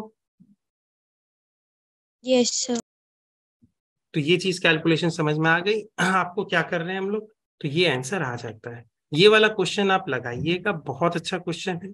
यहाँ पे मैं बता देता हूँ कि कैसे कैसे होता है। यहाँ पे एक और चीज कैसे लगाई जाती है ये भी चीज मैं बता देता हूँ। आप क्वेश्चन आप कीजिएगा कि यहाँ पे देखिए रेशियो दे रखा है कि डेंसिटी ऑफ द प्लैनेट। यहाँ पे क्या कर रहा है ना बेटा, यहाँ पे गेम बस यही कर रहा है कि दो प्लैनेट के बीच में कंपेयर कर रहा है, ठीक है ना। बोल रहा है कि इस प्लैनेट के ऊपर मानते हैं कि एक अर्थ है, अर्थ के ऊपर हम जानते हैं यहाँ पे से एस्केप वेलोसिटी इसकी होगी, अपनी कुछ होगी, मास ऑफ द अर्थ हम जानते हैं, रेडियस ऑफ द अर्थ सब कुछ जानते हैं। यहाँ पे जी नॉट का वैल्यू जानते हैं, that is equal to 10। G naught क्या है, g naught of the earth is equal to 10 metre per second square. तो ये सब चीज हमें मालूम है अर्थ के केसेस में। मैं दूसरे प्लैनेट का अर्थ के रेस्पेक्ट में हेल्प के मतलब उसके कॉन्सेप्ट का यूज करते हुए जानना चाहता हूँ। तो पूछ रहा है कि the escape velocity on the surface of the planet is V dash will be, V dash क्या होगा। तो मैं जनरल मेथड से स्टार्ट करूंगा, that is equal to root. अब मैं देखो दोनों ढंग से रख सकता हूँ, root G M capital M that is the mass of the planet जिसके ऊपर हम निकालना है, ठीक है, divided by R of the planet, यही होता है। अब इस चीज को मैं और सिंप्लीफाई क्या कर दूंगा, मॉडिफाई करके ऐसे लिख दूंगा, 2g0 at that planet into radius of the planet. कर सकता हूं कि नहीं, ये चीज ऐसे लिख सकता हूं कि नहीं। अगर ऊपर नीचे दोनों तरफ रेडियस ऑफ द प्लैनेट और radius of the planet multiply and divide करता हूं तो ये एक्सप्रेशन तो चेंज होगा नहीं। तो एक्सप्रेशन ये अंडर रूट में ही सब कुछ हो रहा है। तो ये जब एक्सप्रेशन चेंज नहीं होगा तो यहाँ पे इसको क्या फायदा मिला, इसको मैं लिख देता हूं जी नॉट यानी the acceleration due to gravity at the surface of that planet.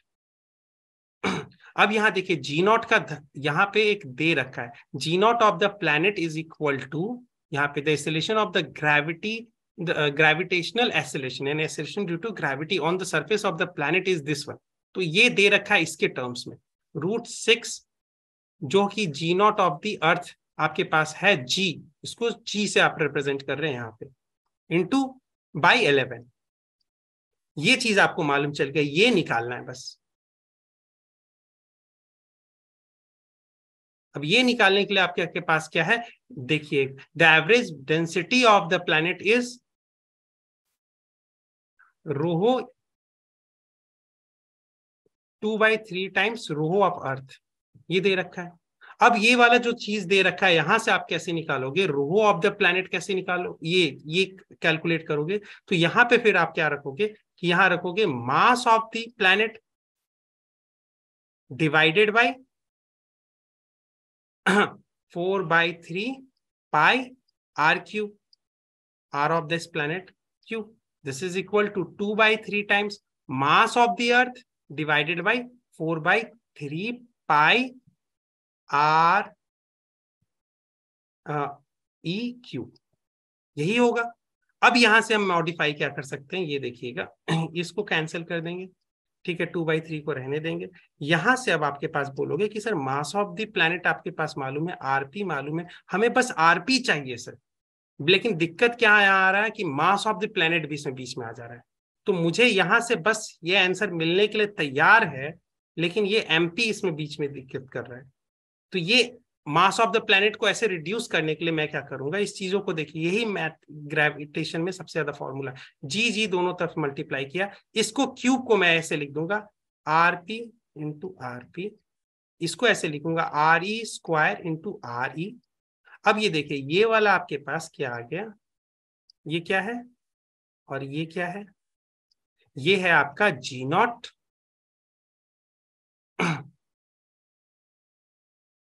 अच्छा यहाँ पे एक और चीज छूट गया ना, 2/3 भी तो है बेटा, ये 2/3, तो दिस इज इक्वल टू 2/3। अब दिस इज इक्वल टू क्या, g naught of the earth, और ये है g naught of the planet. तो यहां से हमें मालूम चल गया g naught of the planet by RP is equal to ji naught of the earth by R E. अब आपके पास ये मालूम है कि नहीं, g naught of the earth इसको हम जी से लिख रहे हैं, स्मॉल जी से यहां बना रखा है इसी से। G naught of the planet हमें मालूम है, this is equal to divided by g naught of the planet that is equal to coming out √6/11 into g. अच्छा उल्टा कर लेते हैं, यहां से एक दिक्कत आ जाएगी। आरपी आपको निकालना है ना, तो आरपी के लिए इधर आरपी को ले जाइए, तो यहाँ पे हो जाएगा g naught of the planet that is equal to 6√6g/11, और यहाँ पे हो जाएगा आपके पास into RE the radius of the earth is equal to ji naught of the earth, that is capital g naught of the earth small g into RP। RP को यहां से कैलकुलेट करेंगे, यहां से जी कैंसिल हो जाएगा, ये आरपी आपके पास आ गया, इस आरपी को इसमें डाल दीजिएगा और आंसर आ जाएगा। ये आपके पास मालूम है g naught of the planet ये है। अब इन चीजों को रखिएगा, तो एक चीज ध्यान रखिएगा, अंडर रूट चलिए मैं आपको रख ही देता हूं, नहीं तो फिर आप कंफ्यूज हो जाओगे। जी नॉट ऑफ द प्लैनेट क्या है, आप क्या रखोगे इसमें, तो बोलोगे √6/11g इंटू आरपी क्या है, आरपी आपके पास आ रहा है √6/11 इंटू RE, RE आपके पास मालूम है 6400 किलोमीटर, किलोमीटर को इसको ऐसे लिखिएगा। अब देखिए आपके पास RE, ऐसा करते हैं, इसको RE ही लिखते हैं, RE ही लिखते हैं। देखिए इसका मजा क्या आएगा, इसका मजा ये है कि देखिए अब √2GRE टाइम्स क्या होगा, आपके पास क्या आ रहा है 6/11², यही आ रहा है 6/11², और कोई आ रहा है क्या, नहीं। अब ये देखिए ये वैल्यू √2GR तो आपके पास मालूम है, यही तो एस्केप वेलोसिटी है, यही तो इसकी है। ये कहां पे, अर्थ के केस में, अर्थ के केस में है, तो यहां से कैलकुलेशन हमें बच जाएगा। तो दिस इज इक्वल टू, इसको मैं कैसे लिख दूंगा, तो this is equal to √2GRE into √6/11, इसको अलग कर दिया। देखिए ऐसा किया मैंने, A इंटू बी का हाफ ऐसे लिखा रहता है ना, तो इसको मैंने कर दिया A½ इंटू B½ तो ये वाला वैल्यू हमें मालूम है, √2GRE मालूम है, ये वाला मैं निकाल लूंगा 2 मिनट में, ये कितना है 11, तो ये आ गया आपके पास 11 कैंसिल हो गया, तो आंसर आपके पास आ जाएगा √6, इसी के पास आना चाहिए।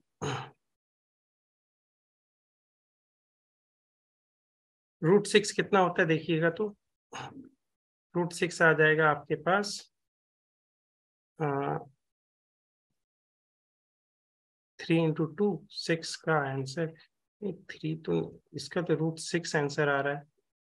हाँ हाँ, बीच में लगता है कुछ कैलकुलेशन मिस्टेक हुआ है, इसका √6 आ रहा है, √6 नहीं आ रहा है, ठीक है। लेकिन देखो इसका कैलकुलेशन में शायद से मेरे से, क्योंकि बहुत ही घचपच वाली चीजें हैं, मेन पर्पस आप समझ लो इसमें क्या है, कैलकुलेशंस में यहाँ पे आपको क्या हो रहा है कि हर जगह मल्टीप्लाई डिवाइड करके सॉल्व किया जाता है, इसी के लिए ये ग्रेविटेशन का सबसे इंपॉर्टेंट चैप्टर रहता है ये चीजों के लिए, ठीक है। तो इन चीजों को मैं अभी देख नहीं रहा हूँ, क्योंकि अभी मैं थोड़ा आगे जल्दी जल्दी खत्म भी करना है, क्योंकि इसमें कोई ना कोई मिस्टेक हुआ होगा। अप्रोच आप यही रखिएगा, ठीक है, अप्रोच आप यही रखिएगा कि ऐसे सॉल्व करते हैं, में आखिर मिस्टेक क्या हुआ है। हम्म हम्म इसका परफेक्टली तो आ रहा था 6² दैट इज 6√6। अच्छा मैं देख लूंगा इसमें, इसको चीज को देख,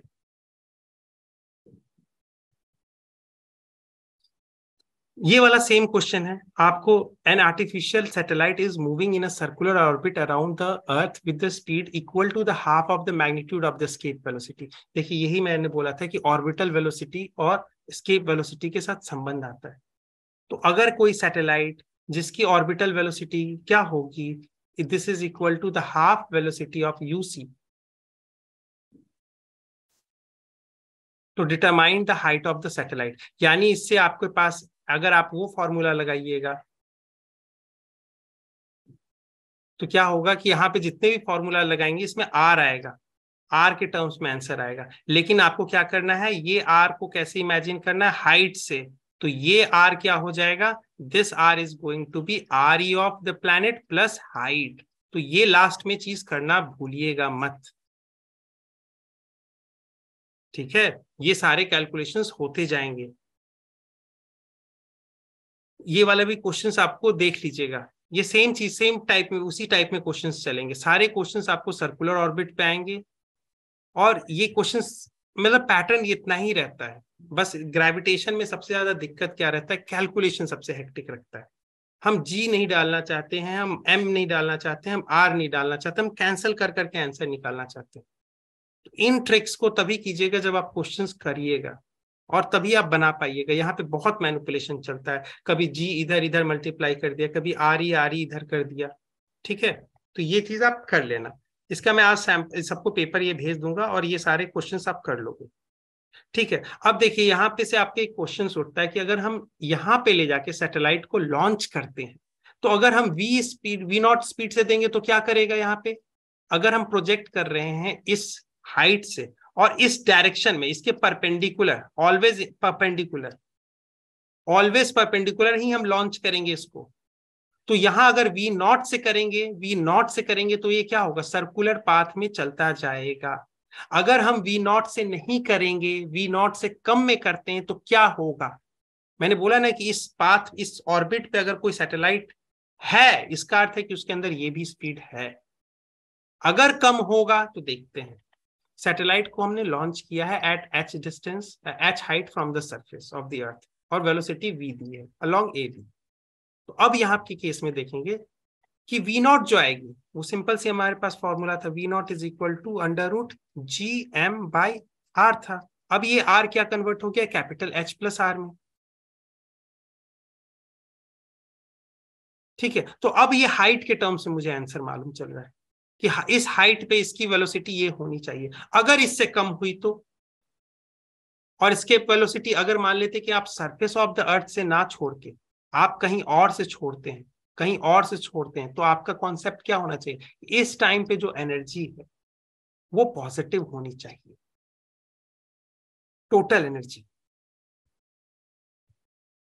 ठीक है, सेम अप्रोच लगाएंगे। और यहाँ पे अगर इस हाइट से अगर आपको छोड़ा जा रहा है, देखिए इस हाइट से अगर आपको कोई प्रोजेक्ट कर रहा है, इस हाइट से कोई प्रोजेक्ट कर रहा है तो कैसे प्रोजेक्ट करेगा, हमेशा रेडियली आउटवर्ड इस स्पीड से।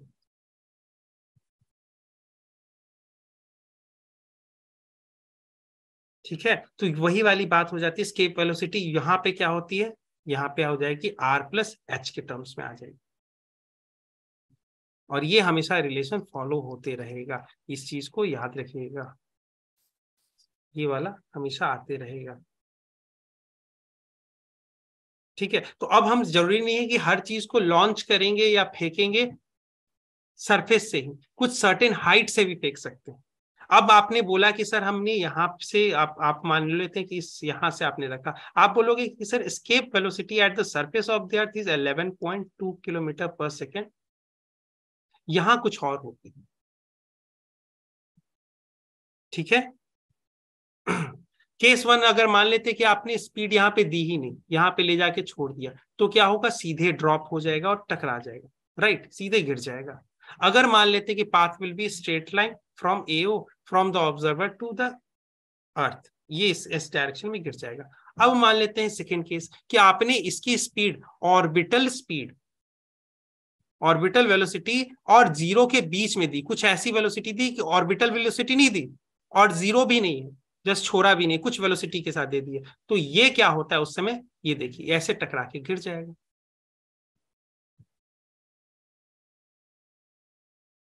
और इलिप्स होगा पाथ, यहाँ पे इलिप्स बनेगा जिसके कारण यहाँ पे अंदर में टकरा जाएगा, तो नहीं बन पाएगा।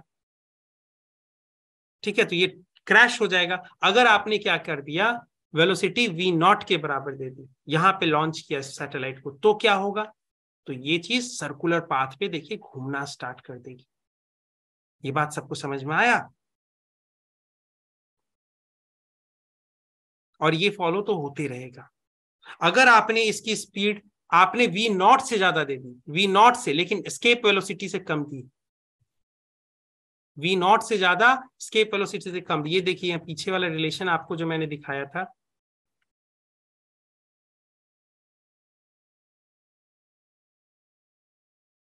कहाँ, हाँ ये वाला रिलेशन, ये क्या है, यानी ऑर्बिटल स्पीड में समथिंग √2 से मल्टीप्लाई करेंगे, √2 ग्रेटर देन 1 होता है, तो इसका एस्केप वेलोसिटी इससे ज्यादा है, v0 से ज्यादा है, v0 प्लस समथिंग है, प्लस v है। समझ रहे हो? v0 अगर मान लेते कि इस पॉइंट पे जाके यहाँ पे ऑर्बिटल करना है इसको, तो यहाँ पे एक वेलोसिटी आती है कुछ, उससे ज्यादा होगी एस्केप वेलोसिटी। तो इस अरेंज करे 0 से, तो पहले v0 आएगी, फिर उसके बाद ve आएगी। अगर मैं इसको स्केल पे रखूं तो मैं पहले इसको क्या किया था, इस पे डाला था, फिर इसके बाद यहाँ पे डाला कोई एक वैल्यू जो इसकी इन दोनों के बीच में फॉल कर रही है। इसको ग्रीन कलर से मैं दिखा देता हूँ, इसको मैं ग्रीन कलर से दिखा देता हूँ।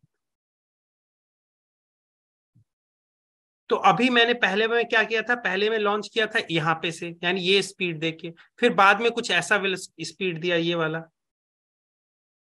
स्पीड दिया, फिर मैंने एक टाइम पे ये वाला स्पीड दम v0 दे दिया, तो ये बिल्कुल सर्कुलर पाथ पे हो गई। अब मैंने बोला यहाँ पे दिया, तो अगेन इन दोनों में क्या होगा, एलिप्टिकल पाथ होगा। इन दोनों में यहाँ पे केस क्या हो जाएगा, यहाँ टकरा जाएगी, यहाँ लेकिन टकराएगी नहीं, यहाँ लेकिन टकराएगी नहीं, यहाँ पे टकरा जा रही है, यहाँ पे टकराएगी नहीं। अगर मान लेते कि अब देखिए एलिप्टिकल पाथ है, देख रहे हैं आप, एलिप्टिकल पाथ पे ऐसे घूमते रहेगी। अगर हमने एक लॉन्च किया यहां से सैटेलाइट इस स्पीड से, तो अगर मान लेते हैं कि इससे ज्यादा पे हो गया तो स्केप वेलोसिटी पे, तो अगर पहली बात स्केप वेलोसिटी पे जाते हैं, अगर आपने स्केप वेलोसिटी से लॉन्च कर दिया तो पैराबोला बनाते हुए ये सिस्टम के साथ हमेशा के लिए चली जाएगी छोड़ के। क्यों? क्योंकि यहाँ पे जो इसकी पार्टिकल या सैटेलाइट की जो एनर्जी थी, टोटल एनर्जी थी, वो पॉजिटिव थी।